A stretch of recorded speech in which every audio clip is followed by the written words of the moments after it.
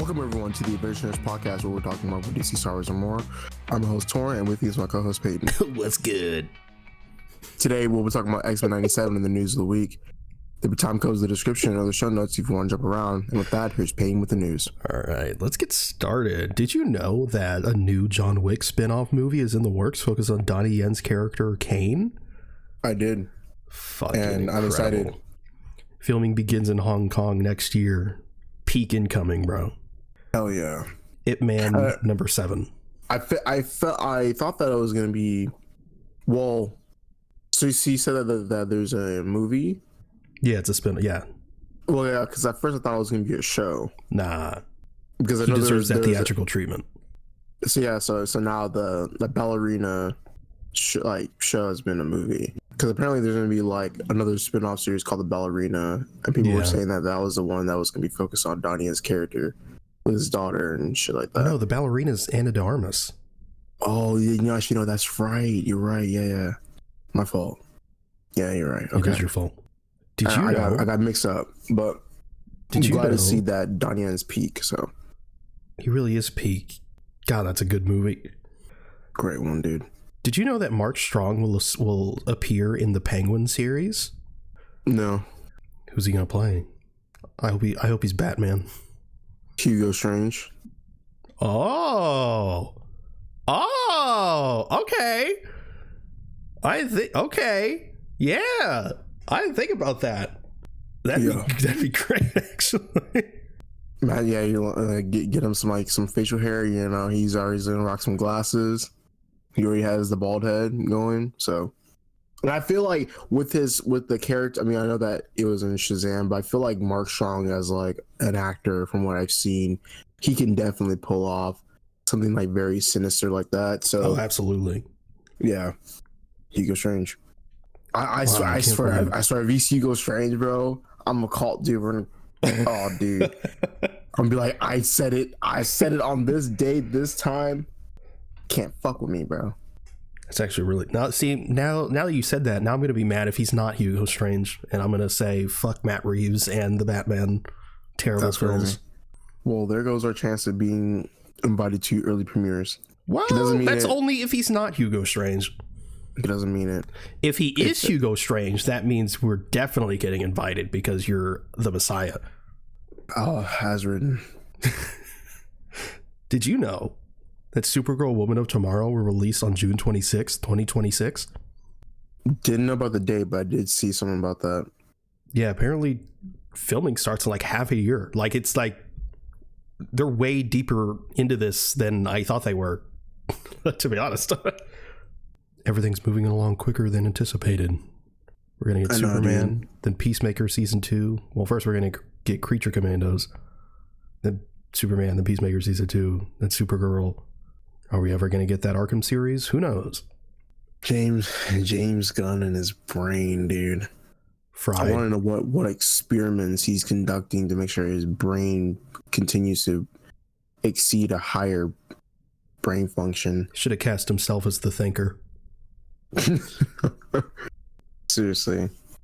Did you know Nicolas Cage is officially set to star in the live-action Spider-Man Noir series for Prime Video?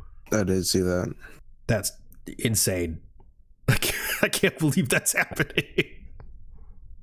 I cannot believe that's happening. Truly. Like, I mean, we knew we were getting a Spider-Man Noir series, but then it was like, hey, we're going to get Nicolas Cage. Wait, really? Like, what? Okay. I mean, and Phil Lord or Chris Miller, I don't remember which one. I believe they're going to be producers on the show, and they said that he was gonna don the mask. So the live action Spider-Man Noir, that's fucking nuts, bro. Never in my life I think we get a live action Spider-Man Noir. That's crazy. But yeah, on Prime Video, so at least, you know, it's not 100% Sony. And Phil Lord, Chris Miller are involved. I mean, I have hopes for this one. At least I don't think it's going to be complete and utter garbage. Venom: The Last Dance will be the final Venom movie, says Sony Pictures CEO Tom Rothman. We'll see about that. They say it's the last one, but, you know, I feel like, I mean, this one, let's be honest, it's not going to do great. critically, that's for sure.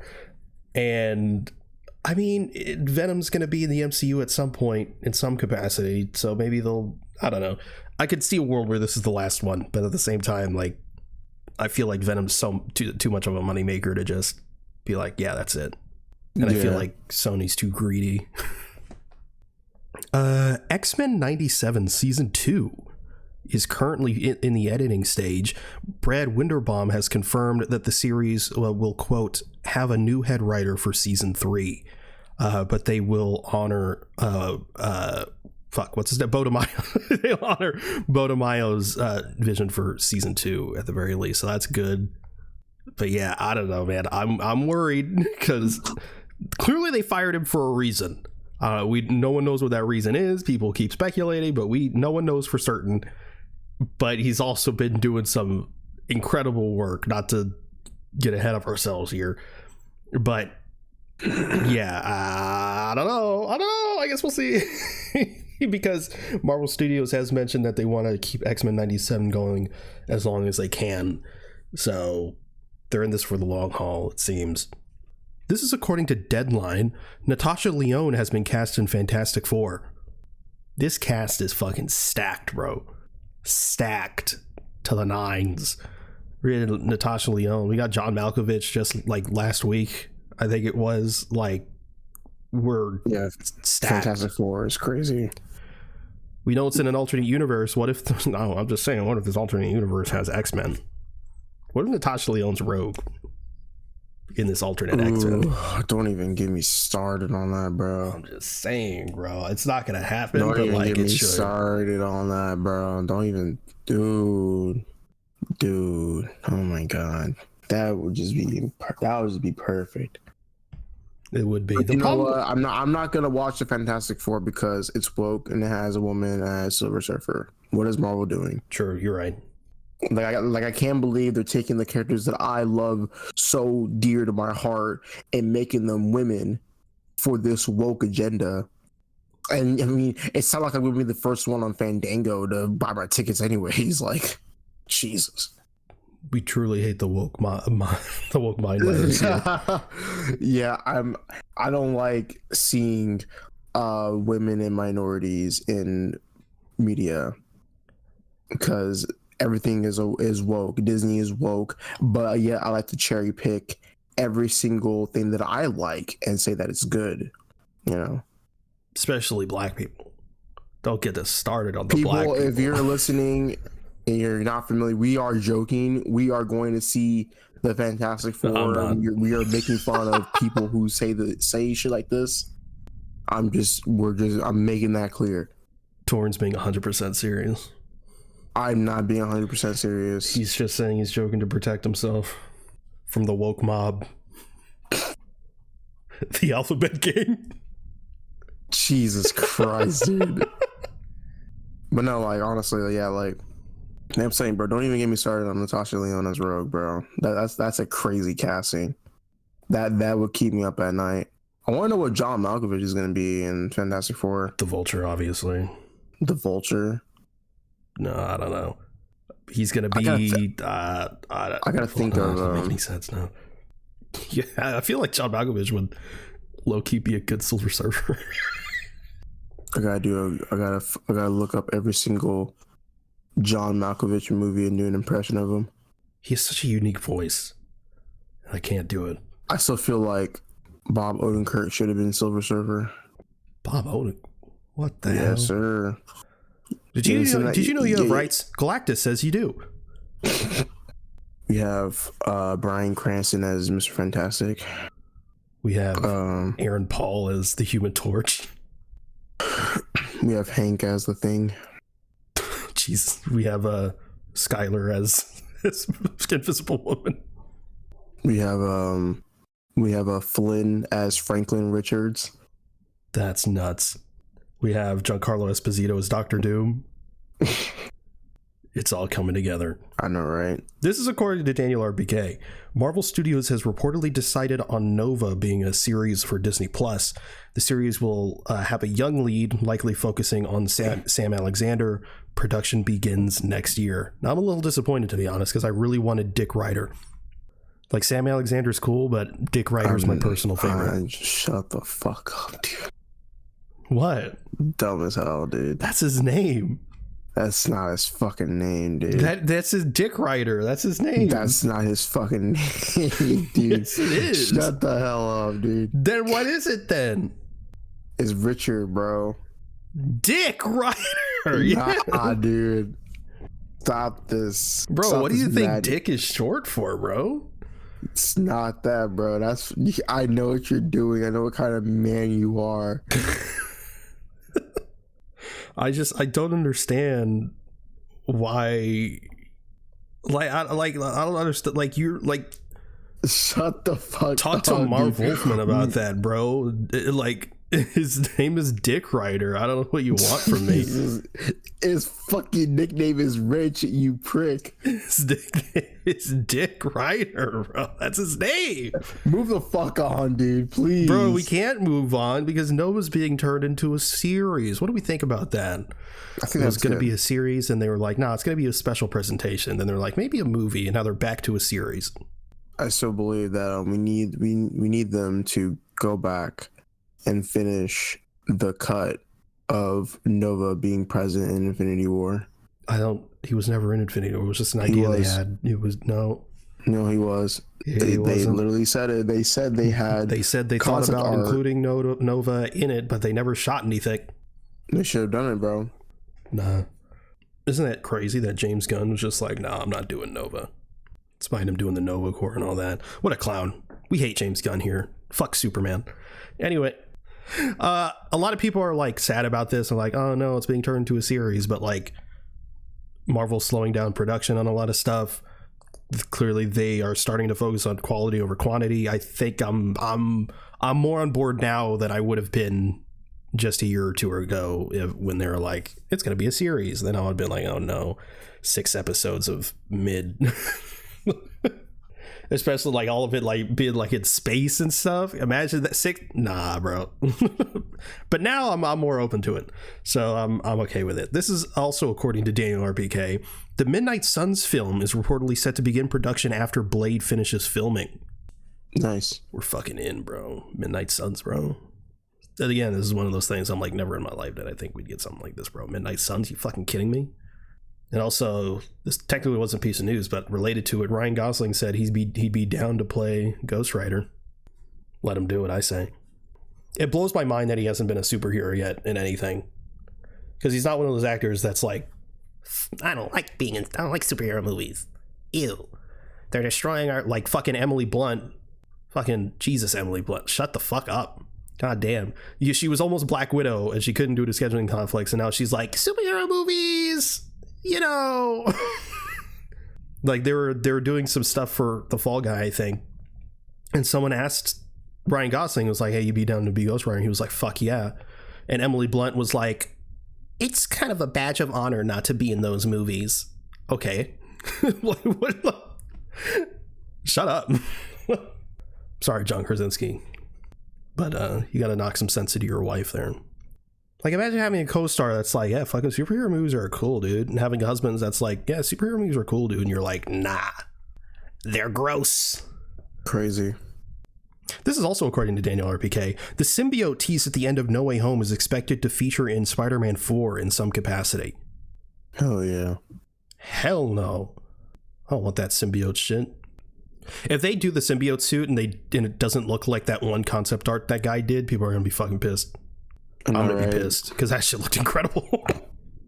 But if it's in Spider-Man 4, I mean, I hope it's not like the whole movie. I hope it's just like another tease, because like I think we'll have Spider-Man 4. We might have a Spider-Man 5 before Secret Wars. But if it's like Spider-Man or No Way Home, it's teased. Spider-Man 4, it's teased even more. Maybe like it gets captured by fucking Dr. Connors or some shit. I don't know. And it's Spider-Man 5. It's teased even more, and then that somehow directly leads into Secret Wars. Maybe they don't want to do that. Maybe they want him to have the symbiote suit before Secret War. I don't know. I don't work there. I don't know. I'm just a guy with a microphone. All right, but yeah, I don't know. If that's true, I hope it's just in some small capacity and not majorly featured. I just want let's save the symbiote and Venom for some down the line. Okay, I don't need that immediately. Just give me something that's just small and grounded, please. That's all I want. Anyway, in some baffling news, truly baffling, the Silk series is no longer moving forward at Prime Video, which in itself is bad news because I was really excited for that, and it's been in the works for I don't even know how long now. Sony are now going to shop the series to other streamers and networks, and according to Deadline, the Silk series went through 3 different versions before it was scrapped by Prime Video. One major request by execs was for the writing team to change the show so it didn't focus so heavily on Silk. The fuck? I don't know. What's that even? Yeah, let's change the show so it doesn't focus on the main character. That's because that makes sense. We talked about, I don't know how long ago now, that they were also changing up the series to skew more towards a male audience. Like, that's also fucking weird. What is happening? So it's being scrapped at Prime Video. Sony are looking to other streamers and stuff. If they're gonna go this route where you're just not gonna focus on the main character, maybe just don't do the fucking series at all, because that's just it's baffling. It really is baffling. But finally, we've gotten the official and final title for the Agatha Harkness series. It's titled just simply Agatha All Along, and it releases September 18th. So there we go. They're trolling, bro. It was clearly for the marketing, but now it's Agatha All Along. That's what it is. I don't like that title at all, bro. And I don't like you, so it's not good. Say that to Kevin Feige then. I will. Okay. What was I swear there was like so many title changes. House of Harkness, Coven of Chaos, The Lying Witch in the Wardrobe, Coven of Chaos sounded Darkhold hard. Diaries. Yeah, Coven of Chaos sounded really, really hard. But now we got, hey, yo, you trying to check out that Agatha All Along? Yes. Nah, that shit crazy. Well, I'm watching it September 18th. I think it's going to be quite good. In fact, I think it's going to be better than Daredevil Born Again. Did you know that the Ironheart series will release on Disney Plus next year, starring Dominic Thorne, Anthony Ramos, and Alden Ehrenreich? Anthony Ramos is somehow in everything and yet nothing at all. He was in Transformers. He's in being the new Twisters movie, and now he's in being the show. Well, it's crazy is he filmed it a while ago, so he had like that run, I bet he filmed this and Transformers at the same time, and this is just now coming out. Well, I say now, it's next year, but yeah, I'm honestly excited for this, to be honest. But I guess we'll see. Vincent D'Onofrio reveals that Daredevil Born Again originally had no connections with the Netflix series, but now has a lot after the creative overhaul. Thank God. Yeah, thank God for that creative overhaul, huh? I mean, what world would we live in if we got that version? Don't even know, bro. Karen and Foggy aren't in it. Bullseye's not in it. Punisher is in it, but I don't know. Daredevil's not in it. Weird. What a weird show. 18 episodes. Speaking of which, Daredevil Born Again releases next March. So we're less than a year away, Torn. We're less than a year away. It releases March 25th on Disney Plus, and it's going to be 9 episodes long. Now, a lot of people are up in arms about this, Torn. A lot of people are up in arms. Oh, what happened to the 18 episodes? Well, there was a creative overhaul. I don't know if you heard. There's a creative overhaul, and 18 episodes, probably a bit much. I mean, look, we were really excited because we didn't get the 6-episode bullshit. But if we wind the clocks back to 2015 to like 2018, a lot of people were complaining that the 13 episodes for the Netflix series was too long, and it was a little bit dragged out. So the fact that it's 9 episodes, I mean, I don't really care. I don't really mind. We haven't had a 9-episode series, I think, since WandaVision, and like 3 or 4 of those episodes were like 20 minutes long because it's a sitcom. So yeah, I mean, this, I don't know, this works for me. I think that's a good episode count. Anyway, that's the news of the week, which means it's time to move on to our topic, which is, what are we doing? X-Men 97 review. Yeah, whatever that is. All right. So how do we want to do this? Do we want to do non-spoilers? Do we not give a shit? What are we doing? Bro, let's just get into everything, bro. Just get if you haven't seen this show, go watch it. I mean, if you got Hulu, you got Disney Plus, and vice versa. And if you can't watch it, I'll find something for you to watch, for you to watch it on. Trust me. Bro's about to link some illegal shit. Anyways, crazy when Rogue died. Magneto got so mad and literally split the world in half. I think you got the wrong show. That happened in the other X-Men series in the 90s. But we're in the 90s? Yes, sir. Oh shit. You excited for that new Limp Bizkit album? What? Who the fuck is that? You know Limp Bizkit? I haven't heard of that band. Oh no. Have you heard of Alice in Chains? Of course. Nirvana even? Bro hasn't heard of Limp Bizkit? Crazy. No. You excited for that new Eminem? Yeah. I heard they got a milk chocolate M&M flavor. Kind of want to try that. Bro, you see that green M&M? That's fucking crazy. That's crazy. I love this. I mean, in them heels, bro, I don't know. Dog, you need help. Hopefully they never change her shoes to make her less sexy. the green M&M. Hopefully they don't make her less sexy. Brother. God, I would hate to see them do that and for Fox News to get mad about it. Oh, brother. But anyways, like, dude, I know like you were telling me for weeks to watch the show. And when I finally did, and dude, oh my God, I fucking fell in love with it. Peakman 97. I know. Dude, the animation is like amazing. Like the intro is just filled with crack. I keep singing it every time, like just out of nowhere. Like, you know, it's also, you were saying like you don't have to really watch like the other X-Men series from the 90s. There's maybe like 2 episodes where it probably helps, but for the most part. Yeah, because you know, like there's like the setup of like, oh yeah, guy where it killed Professor Xavier, and now like it's just us, and like you know there's also just many stories like that where like, oh my God, the professor's missing, or like he's dead, and you know, it's just stuff like that. But like it's also one of those things to where like X-Men 97 as a whole, it made me appreciate the X-Men a little bit more, because you know you have like all the Fox movies, and it's like they're like scrambling, you know, they're really not just uniform. But then you watch the series and it's just like, oh my God, like this is like really like it's really good. And it's just like every single character, they're so interesting. I mean, obviously, you know, because you know they have like powers, but like even like they're just like their own character arcs, and like what they're going through is so good.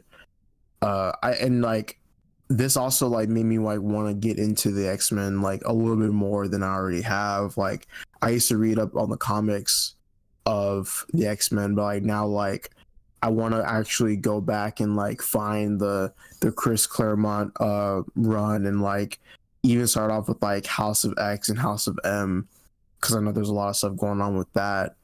But dude, like this is like such a fucking incredible show. I can't wait for season 2.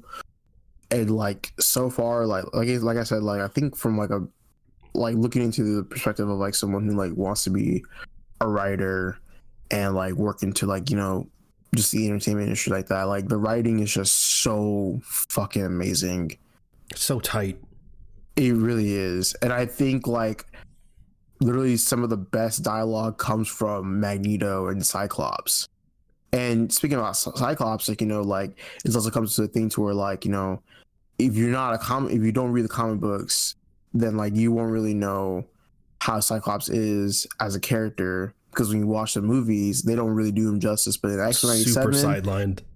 Yeah, in X-97, oh my god, he's just a fucking powerhouse. And I knew how powerful he was, but it's also like, that character dynamic isn't really shown a whole lot if you don't read up on the comics. But like literally, it's just like, wow, like Cyclops, he's just so like his character is so fucking cool. Like, oh yeah, like he's a hard ass, but it's like he's a hard ass for a good reason. And like you have like the archetype of like people who, I mean, I guess like the way I can really explain it is like teacher's pet, but like Cyclops is like a way to where, yeah, like he follows things by the book, but it's because like he does it in such a way to where like he cares about other people, and that's something that like I really like what they did with this character. But yeah, everyone else is just like incredible. They all play a part. Even the villains are like really good too. Like I never thought that I would like really use like Bastion in such a way like that. And I like the inclusion of Mr. Sinister, which like I remember they were teasing in the movies and never did anything with him. Oh my god, it's so fucking good. I like love this series so much. John Hamm was supposed to be Mr. Sinister in the movies. Who? John Hamm. Oh, so we can see another a scene where he hazes people again? Yes. What's that in reference to? Oh, John Hamm did like some like hazing crime back in the fucking like back then. Oh. Yeah, it was pretty bad. Not like Mark. I don't know if it's like Mark Wahlberg type of shit, but it's like it was like pretty bad. There's no way it's on that level. There's no way. Yeah, well, I don't know. But yeah, I there's so many things that like I want to like really get into. But I want you to explain your thoughts about X-97, because obviously you were trying to get me on the show for weeks, and it's also because like I wasn't trying to get into it, but it's because I was literally so busy with filming. I just was and editing and dealing with stress, so I couldn't do that. Well, I thought it was good. Is that the show? Bro. No, like you said, like, okay, look, I, as a kid, was never really a comics reader. There's like a couple, but they're like just like one issue things, and I wasn't really a comic reader like, in that sense. I became more of a comic reader as I got older. Especially, the online shit made it so much easier. But back then, like, really all I had were the movies. And with the movies, like, a lot of people give the movies shit nowadays because, like, oh, they're so fucking inaccurate and shit like that. And, they are in their own ways. But that's all we had at the time. And for what we were given, fucking amazing. Honestly, I mean, we could see fucking Wolverine and Magneto and shit on screen. Are you kidding me? Like, we fucking take anything at that point in the early 2000s. Like, we didn't have shit. We had Spider-Man. That was fucking cool. Everything else was ass. So I have X-Men, and for it to not be garbage, pretty fucking sick. But even at the time, a lot of the controversy surrounding those movies was, like you said, Cyclops, who was just sidelined completely, and Rogue, who was just not at all like her comic counterpart. And that's no shade to like Anna Paquin. Like, it's more a shade of Bryan Singer, who just did not want comic influence at all, which is bizarre, but whatever. And if you go into this with the idea of like just the movies, it could probably be like, I could see it being a little bit jarring, but it's like you go into this like we said, it's not like you have to watch the 90s series to really get what's going on, which is impressive because a lot of shit happens in the original series. But man, like it like if you have a general knowledge of X-Men, you're gonna be fine.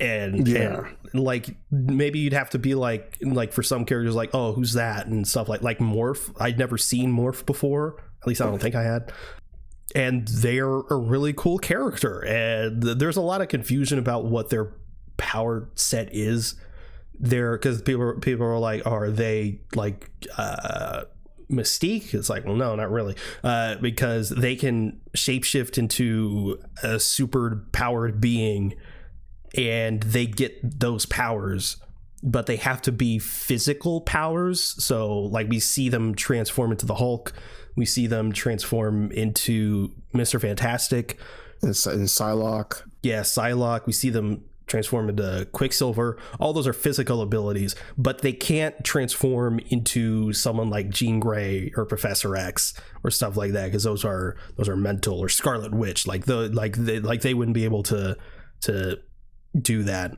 This is also going to be the wokest episode of this podcast of all time. But Morph is non-binary. Did you know that? Morph is non-binary? That's crazy. So my question to you, Torn, are Morph and Wolverine boning, bro? Are they bone, bro? I wouldn't even doubt that. Like, there's an actual answer to this. If it happened, because someone said it like this. Someone said, like, imagine being alive for only 200 plus years and not like just and like not like wanting to like fuck a dude or something like that. Oh my god! Just like, once. well, like it's. I mean, like, if we're thinking from that standpoint, it makes sense. But like, also, it's like a thing too where, in, like I said, like I don't know, like I don't know, like the full extent of comic like wise with their relationship, if they even have one. But like, I wouldn't doubt if they did or something had happened or whatever. But obviously Morph does have feelings for like Wolverine, because I mean even like Bo DeMaio like confirmed it. Yeah, okay, I was about to say, so Bo DeMaio, the head writer for the series, confirmed that Morph does indeed have feelings for Logan. Logan does not necessarily have the same feelings back, or at least he doesn't realize that he does. But like Wolverine is under the exception, like they're just really good bros, dude. they're just real good friends. Yeah, I know. Also, like, Morph is the power set. I mean, they don't need to be a dude. I mean, they can be whatever they want, really. I mean, hey, look, man. You asked me that question earlier. You were like, "Hey, would it matter if like Morph was like a woman?" And I'm like, "Hey, it doesn't matter to me. That's Wolverine, anyways." No, you said, and I quote. God damn it. Hey, brother. Look, bro. You said, and I quote. No, I won't say it. I won't say it. Unless you want to say it. Look. Let's move on, dog. He said a hole is a hole. That's what he said. I did not say that. That's exactly what you said. I have the screenshots to prove it. Hey, I didn't say that, brother. Hey, look, bro. Look. That's all you, bro. You said a hole. Hey, bro, I didn't say that shit. I didn't say that. Did you know that this show and the X-Men as a whole is woke? Man, bro, I just don't. Yeah, you know, it is kind of woke, bro. I just don't like the fact of like, you know, because you know the whole thing is like it's an allegory for like racism, and it's like I feel like racism doesn't exist, you know. Yeah. Like if you want to be human so bad to be human, you know. I mean I don't see color and I don't see racism. I can't say that shit, dude. I can't say that shit with a straight colorblind. Hey, it doesn't matter if you're green or blue or a mutant or what, but I still respect you, even though I don't agree with it. It's just not part of my lifestyle, you know. Yeah, I know. As long as you just don't shove it down my throat, I'm cool with it. God, dude. But no, like I think that's why I love the X-Men so much, and that's why like this series had brought an appreciation for me, and it also made me like love, in a sense, Magneto more, you know. Absolutely, because you know obviously the whole thing of X-Men and why they're created is like it's an allegory for like, you know, like minorities who feel like they can't be themselves and they can't like live in a world where people just don't like them. And obviously, like if you want to go even deeper, it's of course it is about black people. We're not about, but like it's more so and the alphabet gang. Yes, it's mostly influenced by minorities and like the LGBTQ community, but some more than others, because like Sunspot's arc, that's very LGBTQ. But yes. The whole like Genosha, that's literally the Tulsa Race Massacre. Yeah, for sure. Yeah, no, it and you also have like throughout like decades of you hear, I mean, at least in the space of like superhero media and comic books and stuff like that, you have Charles Xavier, who's like Martin Luther King, and Magneto, who's like Malcolm X. And before anyone says anything, yes, they weren't based off them directly, but Stan Lee has literally said that there's some direct inspiration sense. Like it's pretty obvious. Yeah. And so then like and it's like for me, like you're obviously I'm a black man, really? And whenever I hear like certain stuff like across America, I'm just like, damn, like that's just unfortunate. And whenever I watch the show, I'm just like, okay, wow, like yeah, like this is like such like a really like good way of explaining to people who don't know the X-Men, or like just they're trying to get into like the deeper root of things, and they're drilling it into your mind that like, yeah, like in this setting that dude, like mutants just want to be like, they want to be accepted, and like it's like they can't like help how they were born. Like literally like as they basically explain the show, and it's also in the comics too, like in like all throughout like the all around comics lore, is that the X gene is something that's like evolutionary between humans, and like in the show and also just in X-Men media is that like humans are scared that like because there's mutants, they're gonna fucking get wiped out because they're dangerous or whatever. And obviously that's like, oh yeah, well generalization of like races or whatever, and that's also like with stereotyping and shit like that. But like that's also the reason why I like that shit. It's like a really like, it's such a like, it's something that can be like it can have a lot of nuance into it, and it's something that like I just really love the exploration of those ideas within the show and the X-Men as a whole. And they didn't really go into it in the show, but also there's like there's a discussion in the comics and like also in our niche where like it's like, oh well, people hate the X-Men, but like what about Spider-Man or like anyone else? But like Spider-Man is a mutate, as something that like he was born a human, but like his DNA got altered by an accident. But with mutants, it's like I said, it's the X gene. It's like that's something that they were born with, and like that can develop their powers through puberty or in some sort of like awakening. But yeah, like I think Magneto says it the best in like episode 5, I think episode 3 or 2 or 3, where there was an attack. There was multiple attacks that happened, like, and basically Magneto was like, I try playing nice, but like I don't know how much longer I can fucking take being nice to people who just want to fucking kill us. And it's such a like profound like message shown throughout. I mean, that's one of the more blatant like MLK Malcolm X things. Malcolm X shit. Yeah, because it's like he literally, like, Professor X's his whole peace thing doesn't work. We need to take actual action against this stuff. I mean, I don't know how more direct you can be. Yeah, exactly. And it's like, in the series, like, Professor X is gone. And you'll see like later on in the show that he's like off. He's basically off world. But yeah, like Professor X things like, yeah, like, we gotta have peace. And Magneto is like, peace is fine, but it's like, how much longer can we be peaceful? But they're like more violent. and like that's not gonna work. And so we gotta take matters into our own hands, and we gotta show them that like, yeah, we cannot be fucked with. And I used to think that like Magneto was a villain, that he had the right mind, was going about things the wrong way. And then it actually, in some comics, in some storylines, that he does go about things the wrong way. But honestly, it's how he's in the movies, really.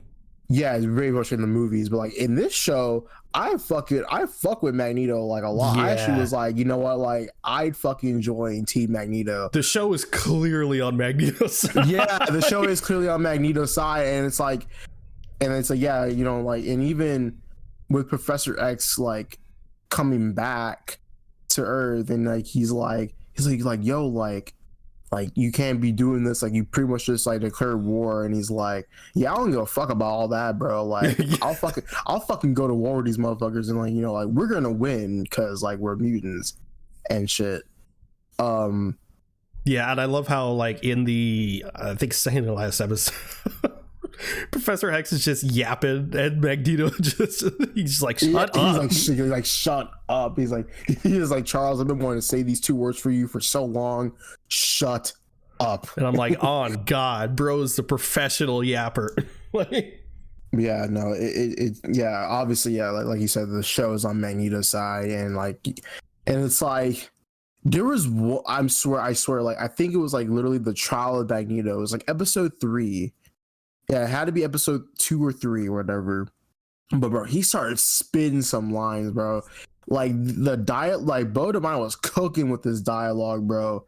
This dialogue made me drool. But I remember there was the attack on, like, I think it was the UN, right? The UN, yeah, I think it was the UN, something or like that, yeah. Somewhere else, some diplomatic building.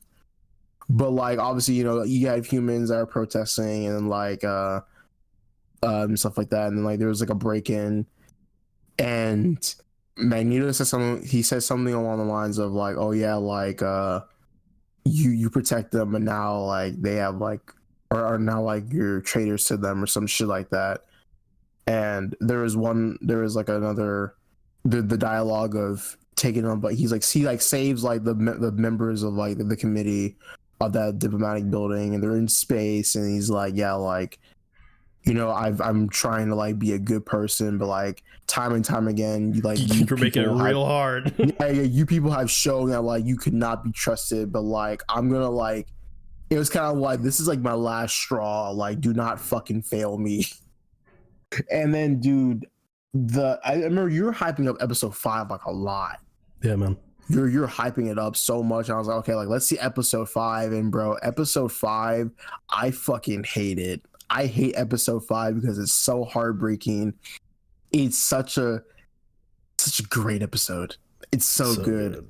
I mean, it's fucked up, but it's also like, I remember you're also saying like you like how dark it went, and like, you know, Disney and Marvel did not pull any punches with this. Yeah, like, dude, this was so fucking good. I mean, clearly it's not syndicated like children's television anymore. Like they clearly were allowed to get more adult, like in age with the audience.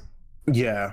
And like, yeah, episode 5, I mean, there was still a lot of like banger lines, like how whatever her day was just like, we can't like have people elect a terrorist. And then Magneto was like, well,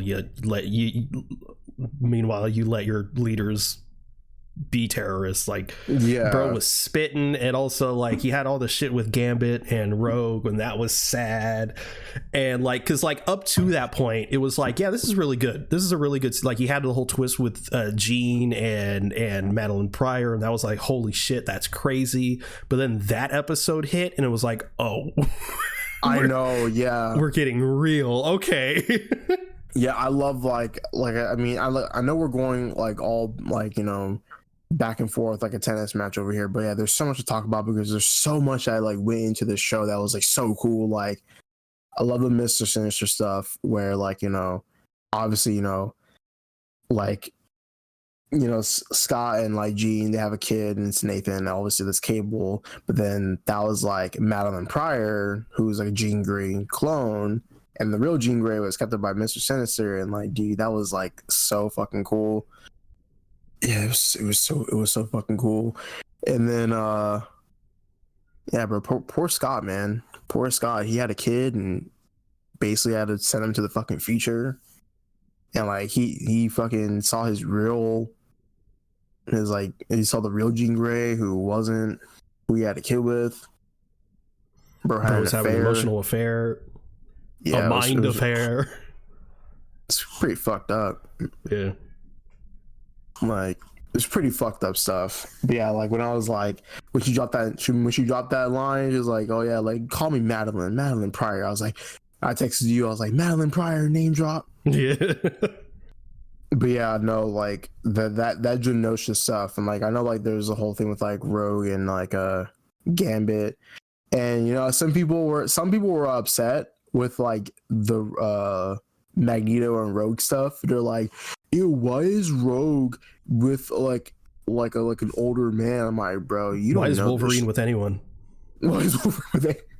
It's like, bro, like they've had a thing going on for like years in the comics, dude. Yeah, like, Bodemai had to clarify that she was, I think, in like her early 20s when they met. Yeah. Still weird, but you also gotta think that like fucking, at least in the show, like Magneto fucking aging is like it's fucking crazy. I think like in real time, well actually no, this is still the 90s, 97. He was born in like the 30s. Holocaust was like 30s, 40s. yeah, so he's in his 60s, but like, Yeah, he's in his 60s. Looks fucking good in the 60s and that shit, dude. I ain't gonna lie to you. damn right. Great design. But yeah, no, like I guess when they met, what would he be in his 40s then?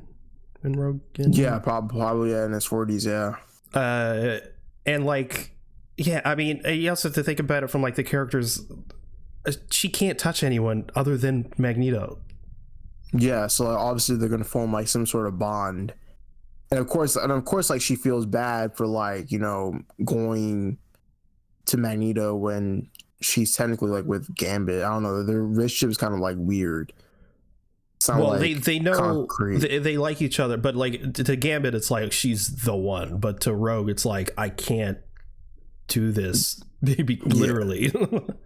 Yeah, but until episode 5 where she was like, yeah, I'm just gonna, but of course right when she makes the decision to just go to Gambit 100%, Gambit fucking gets the fucking Genosha attack. Yeah, and like obviously it's also one of the things where like Cyclops, Gambit was someone that was like never really explored through like the movie, except for like X-Men Origins Wolverine. So one movie with like 2 minutes of screen time. But it's also like low-key a good thing because Anna Paquin was real young. Imagine that. Oh yeah, but yeah, like also it's kind of like a thing with Gambit. It's kind of like a surprise thing to people because it's like, oh wow, like Gambit can do this, like this is so fucking cool. Yeah, but yeah, like obviously the Genosha attack happened. People were getting fucking slaughtered. Like you see that shit on screen, and then like obviously. Fucking Gambit being the badass he is, he can like basically Gambit's powers. If people who don't know, he can transfer kinetic energy to like objects and make them like explode and shit.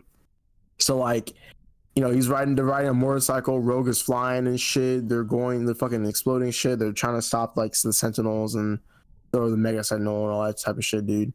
And bro, I was like so upset. Whenever like fucking Gambit saved Rogue and then he fucking gets stabbed and shit, or he's trying to do the final blow, gets stabbed, and then his line is like, my name's Gambit, remember it, and fucking goes off. Yeah, but then like now I fully thought he was coming back. Yeah, no, oh yeah, because I texted you saying like Gambit's back. I fucking spoiled you. No. Like before that, when I saw the episode for the first time, because Cable was there, and I was like, oh, okay, we're gonna do a time thing. We're gonna like reverse all this. That's where I thought they were gonna go. Yeah, and then no, he's still dead. That didn't happen. And and then like they also explain why Cable can't do that, but I like love that. I love that shit where it's like Oh, dude, it's such a fucking it's such a sad moment, but it goes so hard. Where like Rogue goes to Gambit, of course he's fucking like obliterated, and she's like, Remy, I can't feel you, and it cuts to black. Fucking heart wrenching, bro. Fuck this show. I know. I was like, fucking hell, man. Why do you like this episode so much, bro? I was like, why do you like this shit? But then like also like also yeah, like one of the even before that, Magneto was helping out the mutants, and you see like Leech fucking look at him, and then Magneto said something like he said like, oh, he said like, I promise that like you will never be hurt again. And bro, just fucking like, well, in Rogue's perspective, like they get obliterated, but dude, she was so fucking crazy. But yeah, it's such a fucking crazy fucking episode. And he said episode 8 was a good one too. Yeah, that was when Wolverine got fucking diced at the Yeah, poor Wolverine, bro. No adamantium.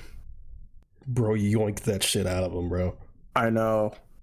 It's like fucking, I love Professor X was like, bro, like you fucking attacked Logan. He's like, he meant to fucking kill me. Yeah. What the fuck you want me to do? But there's so much to fucking talk about in this show, bro. I feel like we're going on for hours. An episode that I didn't love. Well, the video game one. Well, I enjoyed the video game one. It was just like after what we got, I was like, do I want this right now? Do I care? Like, but it was cool because like I enjoyed the concept. But it was that one in the Professor X one because I had no idea what the fuck was happening. Which one? The Professor X one where they're in the place with the people. Off world. Yeah. Princess Shi'ar and shit like that. You don't know about Princess Shi'ar, bro? Not in this show. You don't know about the Shi'ar tech and the I should know that it was Shi'ar tech, but it was Princess Leandra. Yeah, you don't know nothing about that, bro. Not in this show. So go in the comic 174. I'm just kidding. No, yeah, that was like Uncanny X-Men like, number 7. Like, go to Uncanny X-Men comic 327, just before the end of the run. No, but yeah, it was actually really surprising seeing that episode. I was like, oh wow, like I mean, because I recognize some of the characters like through name and all that, and you know, fucking man, even fucking Professor X can't have shit, bro. He was fucking experiencing discrimination outside of Earth. Yeah. They're like, well, like he's a fucking human. Like what does he know? Also, I love the fact that they would call him Terrans and shit. Yeah, this fucking Terran, like what does he know? Like, and they're like, yeah, I got mind control, bro. But like, I love seeing like how he got to go back, and then the princess was like, if you go back, like they'll just confirm everything, like those they said about you. I'm like, I can't leave my team. Those are my homies. Those are my family. I don't think he said those are his homies. I'm pretty sure he didn't say that. What are you talking about, bro? Bro, he didn't. I'm literally talking to Bodemir right now on Twitter, and he said that yeah, that's exactly what he said in the first draft. Oh, okay, my bad. Yeah, bro, this is so. Can't stop thinking about this show. Let's talk about the performances. The performances? Yeah, everyone was fucking on point. So I think the only returning cast, I could be wrong, is Wolverine and Rogue. Technically, the guy who plays Cable is one of the original actors, but the guy who plays Cable is the original Gambit. Okay. So that's fun. Also, sounded a lot like Josh Brolin. Oh yeah. I feel like that's like the more like standard look for him right now. Yeah, but he sounded a lot like Josh Brolin. Oh yeah, he did. But yeah, everyone was fantastic. Did you know that the actors for Wolverine and Rogue had to audition again? Really? Yeah. It's crazy. I didn't even know that. They sounded really good. I like Wolverine in this one. Wolverine's actor. Same. I like Rogue. Yeah, like I think she did a phenomenal job because a lot of this season was surrounding her. Yeah, of course. And she fucking brought her A game, bro. She was fucking killing it. I want to meet the voice actors at a convention or something. Well, you're not going to. Wow. Bros banned me from conventions. How old is the rogue actress? I'm about to find out. She's 64. You think they got drip? Who? The cast. You think they got some drip? Sure. I think freaking Jubilee got some drip, bro. Jubilee got some drip. Cyclops got that dad drip, bro. True. But oh man. Yeah, the actor for Magneto was fucking going crazy. Matthew Watterson, bro. Bro was going crazy.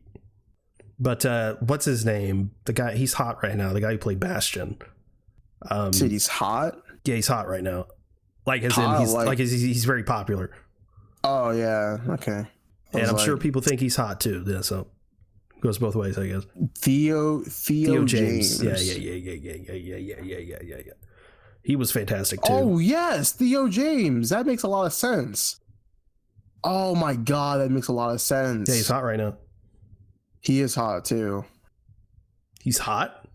Yeah, I think so. Nice. He was in the Gentleman series. That's why he looks cold, torn guy. Oh my god. Didn't say that. You did though. No. But okay, that makes a lot of sense. Yeah, that makes a lot of sense. Okay. No, I gotta rewatch the Bastion lines and see. I gotta put his face to it now. Yeah, that's pretty cool. It is.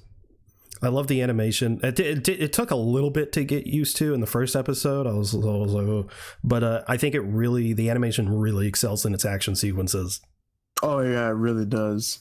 The action was great. Also, I think the one episode where like the animation fucking shines is I think it was episode 8. It was the part 1 of the 3-part like finale where they're fighting like the the Prime Sentinels, Wolverine and Nightcrawler in the X Mansion, and you see like Cyclops like teleport, dude. Oh, yes. Dude, that was so cool. Nightcrawler.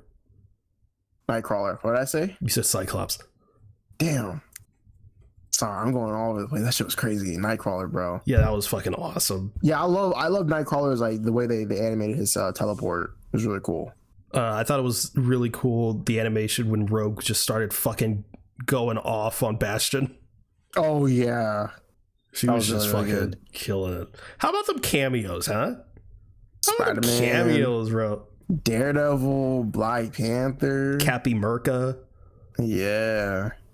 Hulk, Quicksilver, Psylocke. Cloak and Dagger, yeah. I was like, oh my god, Cloak and Dagger. That was crazy. Yeah, that was crazy. Doom. Zemo. Yeah, dude, Zemo. I was like, bro, ain't no way. Yeah, I was not expecting, bro. Luckily, I didn't get spoiled for Spider-Man when I saw him, bro. 90s, the animated series Spider-Man, bro. I got spoiled on Daredevil, but I didn't even care because I was like, oh my god, like, because I was surprised he got more screen time. I lost it seeing Spider-Man. Oh yeah, I think I sent you that tweet.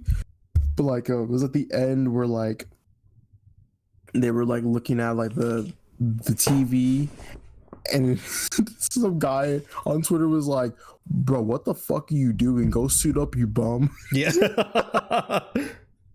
And then, oh dude, that shit was so funny. Yeah, dude. Oh my god, yeah. It was also crazy seeing Black Panther and the Dora Milaje in there. So people are confused because they're saying like, well, if X-Men 97 is in the MCU, why do the Dora Milaje have MCU outfits? And I'm like, hey, but I think it's just a design choice. Yeah. And then also people are mad about Black Panther.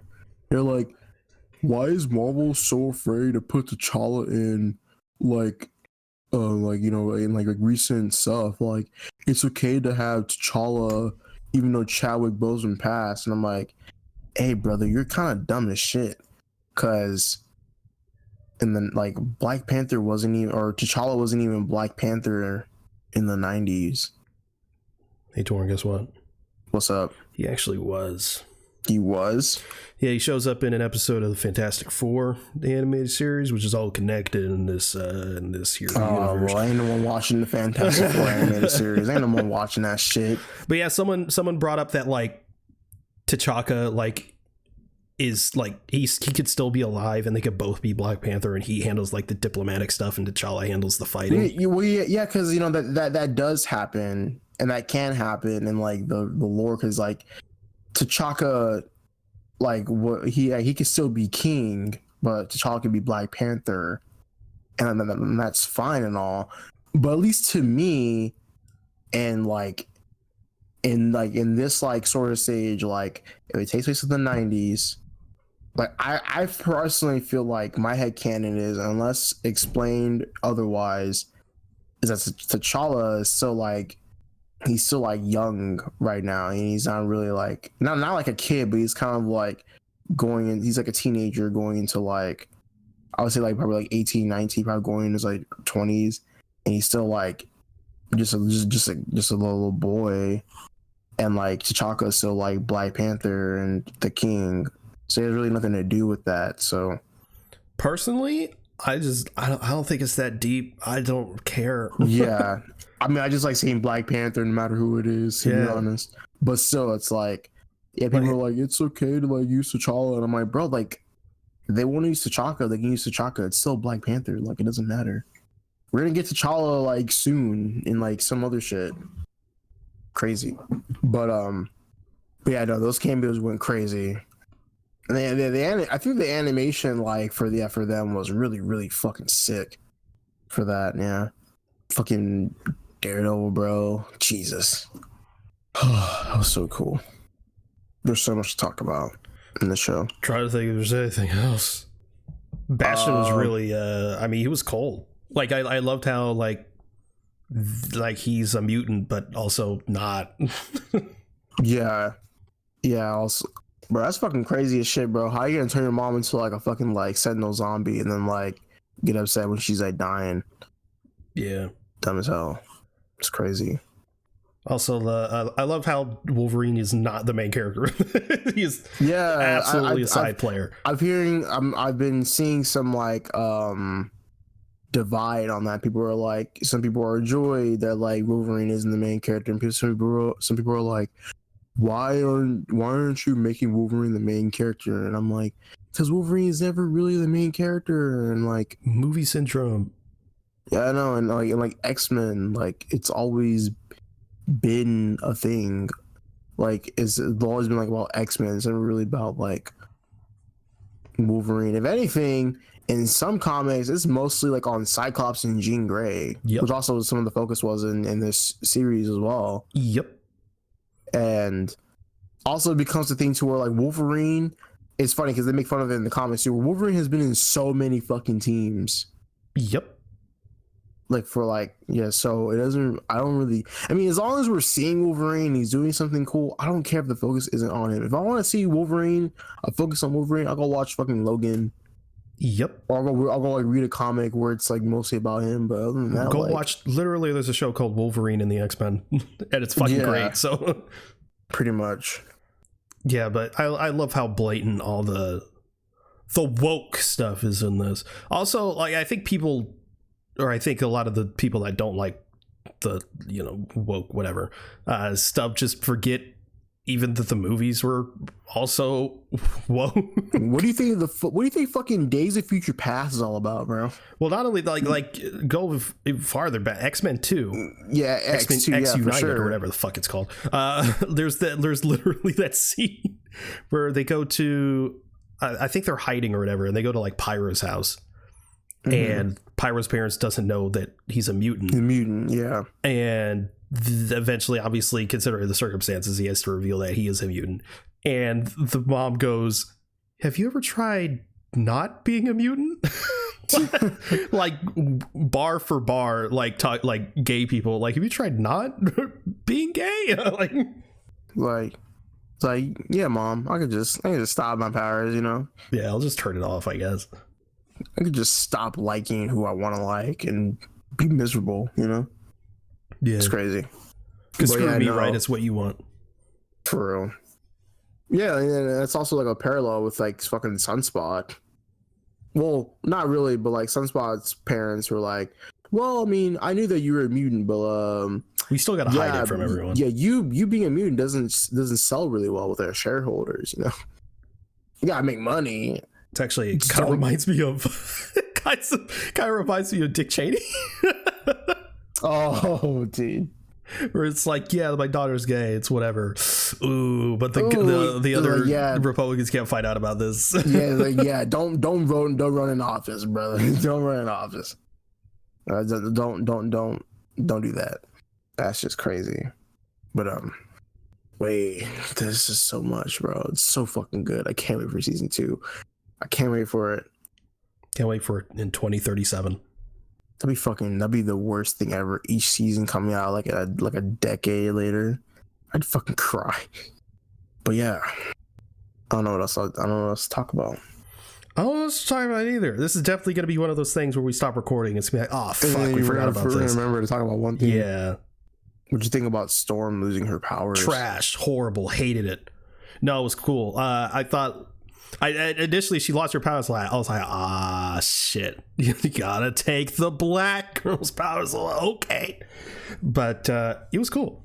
I know a lot of people are upset about it because they felt like Storm should have gotten more play. And oh shit, I forgot something. The fucking ending of season 1, bro. I fucking knew it. I knew they were gonna do it. Yeah. Apocalypse. When it said Egypt 3000 BC, I was like, they're doing it. Hell yes. And then fucking Jean Grey was like, what is your name? And Sabo knew, oh my god, I was like, holy shit. And then you see the fucking the fucking building in the back, the spherical building. Dude, that was so cool. But then Apocalypse is there in the present. Jesus, I was like, hell yes, dude, this season. Oh, they cooked. But where's Storm? Where's Wolverine? Huh? Because they had to get blasted somewhere too, but they didn't show them. Yeah, they did. No, they didn't. They did. They really did. Bro, yo, imagine. Well, no, that can't be bad. That can't be.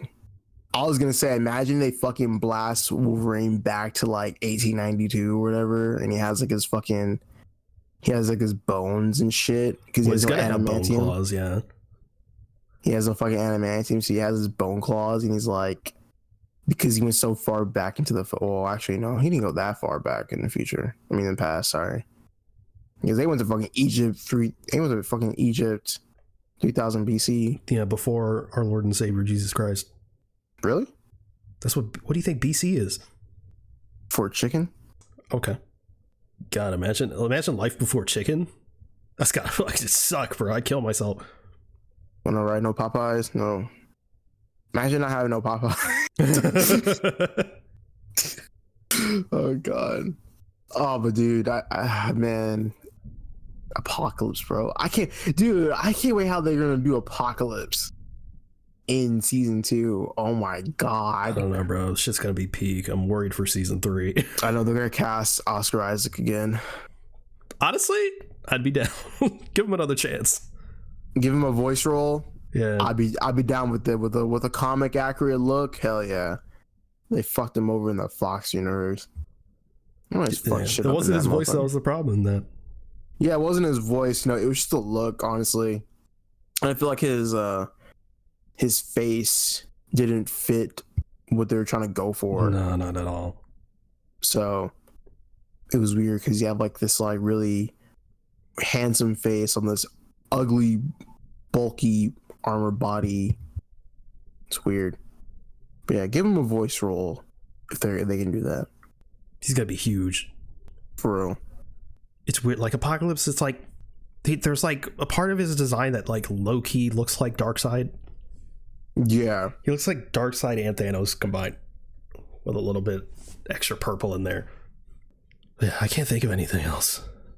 This is gonna be so annoying. This is gonna be so annoying. I know for a fact we're gonna just be like, We didn't talk about this thing. Oh well. Anyway, did you watch anything this week? Yes, I did watch something this week. Let me see. Let's go to my handy. I haven't been watching movies. Talk about it. I've been watching movies this week just because. Pissed off. Huh? Go on. Oh, my fault. Oh yeah, I watched the Fall Guy. It was cool. I liked it. I like how it's a movie that's a commentary about like movies and stuntmen and all that stuff. I really liked it. I did like it. Not too much as other people though, but I really did. I did like it. Explain the score. What? Explain the score. Explain the store. The score. The score. Score. Why I gave it a 3 out of 5? Yeah. Well, I gave it a 3 out of 5 because I feel like it did what it needed to do. It entertained me. I liked Ryan Gosling. I liked Emily Blunt.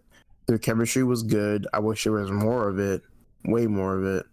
So you're saying the movie ended.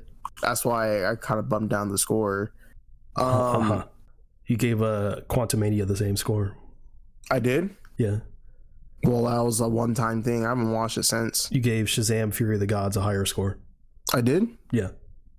Time to change that. But no, like I felt like yeah, the movie did its job. It was entertaining. It was funny. It was one of the things to where I have a thing to where people are like, I know people have this thing where like the movie was so predictable and that's why they think it's bad. And for me, it's like, if I can predict something, that's fine. It doesn't really hurt the experience for me. Unless it overdoes it, like our guy. Yeah. And I was like, okay, well, spoiler alert if you haven't seen The Fall Guy. I was like, well, I knew that Gale was behind the whole thing. It just made a lot of sense. And it was a thing to where I was like, okay, well, I understand. But also, some of the motivation didn't really make sense to me with Aaron Taylor Johnson's character, which I guess like it's okay because he's meant to be like a dumbass. But also like the idea of like, I was like, well, yeah, we're gonna use this deep fake technology and frame you, and because the whole idea is that like he doesn't really do his own stunts and all that type of shit like that, so he doesn't want any stunt people around.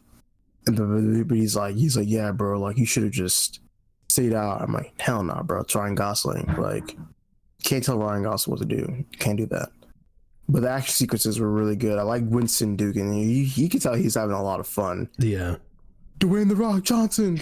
Yeah. That was so fun. Yeah, it was cool seeing him like because he's the stunt coordinator or whatever, and he's using his knowledge of stunt work to get by. Yeah. It's good.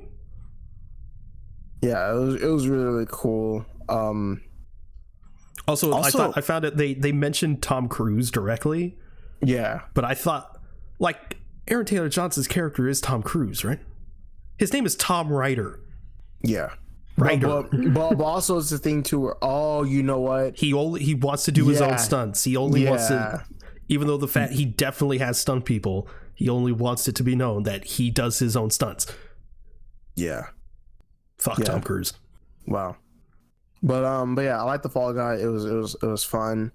I would definitely watch it again. For sure.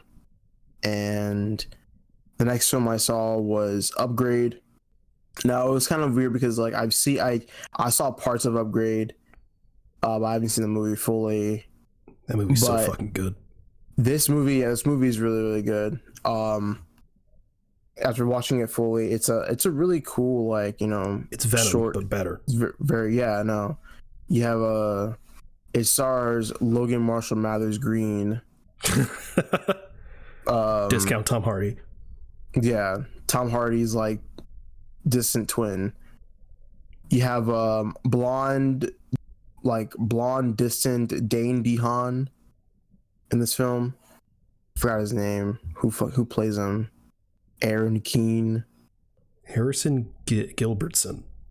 Harrison what? Harrison Gilbertson. Gilbertson. What has he been in? He looks familiar. He's been in Harrison Gilbertson. That's crazy. He was in Oppenheimer. Okay. I understand. Yeah, okay. Well, yeah, the movie was good. I really, really liked it. I mean, it's a really nice concept. The action sequences were amazing. The camera work was really, really good too. I like how it was kind of like this faux stabilizing look. Nice little revenge story, you know.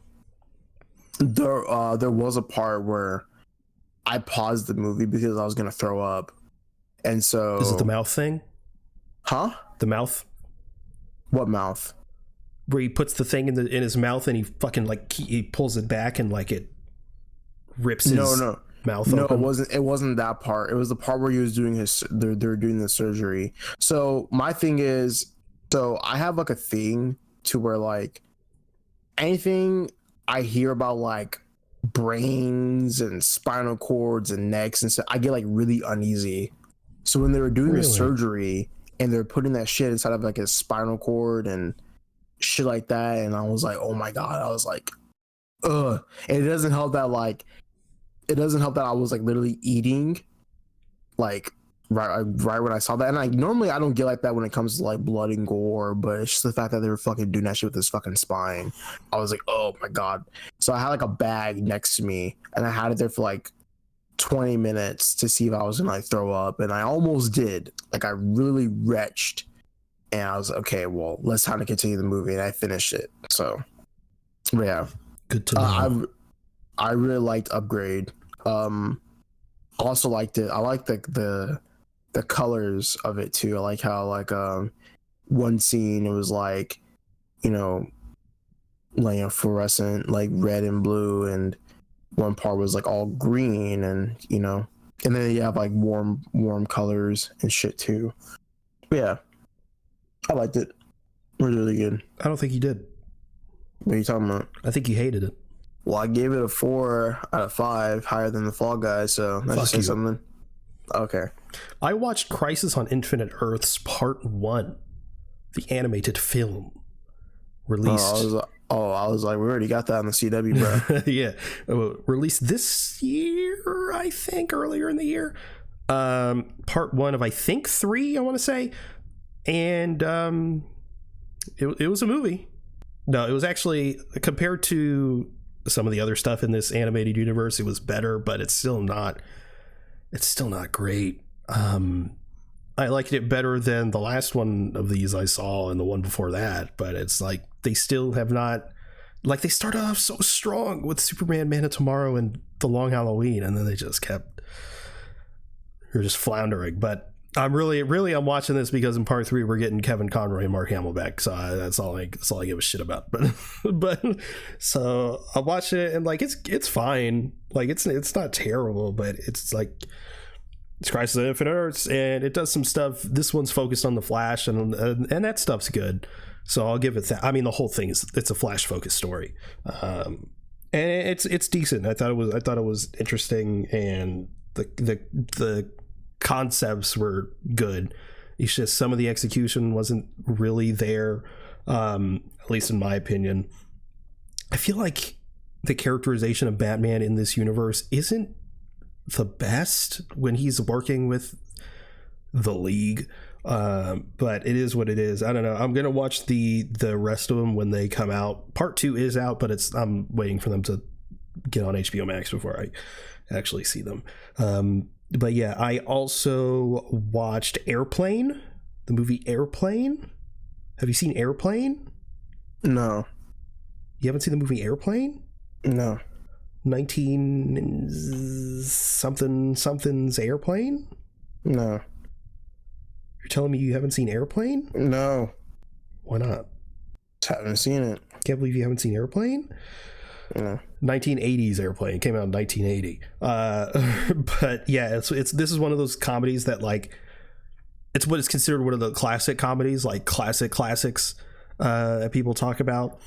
And I thought it was actually really solid, because we talked about before how it's rare to because comedy ages like milk, and so it's rare to get a comedy that actually ages well and it's timeless. This one, I mean, some of it has aged. there's certainly a few jokes that have aged, but for the most part, it's held up. I think the concept, the concept is, it helps a lot with the comedy, because the concept is that it's pretty much a shot for shot remake of I think it came out in the 40s or something like that. The film 0 Hour, which is like a mystery drama film, and this just takes it because it's so ridiculous that they were like, this is the fucking comedy, and so they essentially reshot it and made it more comedic. And it's really solid there's a couple jokes that don't age the best, but it's funny. I give it like an 8 out of 10. It was pretty solid. It was pretty solid. I was surprised, and yeah, so it's +1 for the classics, I guess. Then I watched Dune from 1984. 1984's Dune, and I must say, I don't know what to say about this movie, to be honest, because it was so like weird and not great, but it was also like a really fascinating watch because we've seen the new films, and it's just interesting to see in the 80s how they executed some of this stuff and what it looks like, how it sounds, just because there really is no like visual novel or whatever that tells you how this stuff's supposed to look. So it's just David Lynch going, I think this should look like this. And I mean, it's Dune. I would say the ending's very Dune. I will say that. And I think Frank Herbert has said that he actually does enjoy this version of the film, but he doesn't love the ending, because the ending's definitely not the ending of how it is in the new films. But it's honestly a really fascinating watch. It's really, really fascinating, like, because it's the same, but it's different, but it's the same. Like, if people say like it's like super weird, and it certainly is weird, but it's not as weird as I thought it would be. But it's probably because so many people were like, it's super weird. Maybe I had my expectations someplace where I was expecting some fucking really bizarre shit, and there is some bizarre stuff. There is, but it's mostly, all the bizarre stuff is deriving from the Harkonnens than anything else. The Atreides is pretty standard. The effects are fucking bad. It's such, I really don't know how else to explain it other than that. It's not great, but it's really interesting. It's weirdly interesting, and it's just 2 hours. It does all of the book in 2 hours, which is insane. But yeah, I don't know. I'd give it like a 6 out of 10. Like, it's honestly, like, it was fine. It was bad, but it was also interesting and kind of fun to watch. So it was fine. Like, I'd honestly recommend it. You should watch it. At some point. Interesting. No rush, but I'd honestly, I'd weirdly recommend it. I don't know why. It's weird, but yeah, that's I think that's all I watched. But is that the show? That is the show. All right. Well, thank you everyone for listening to the Adventures Podcast. If you want to follow us, we're at Avengenerds on Twitter. That's AVENGE nerds, all one word. If you want to follow either one of us, you can reach me at @Zenith_ on Twitter. Where can they reach you? At Touring Guy on Instagram. Never heard of it. All right. Okay, we also have a Discord if you'd like to join the conversation there. This will be linked in the show notes. You can also check out our link tree for any additional links you may be interested in. You can also review the show in-app on Apple Podcasts. If you leave 5 stars in a review, it will really help us out. Thanks again for listening to the Adventures Podcast. We'll see you next week. Sure. What'd you say? Later. Say that to my fucking face, bro. Okay. Later.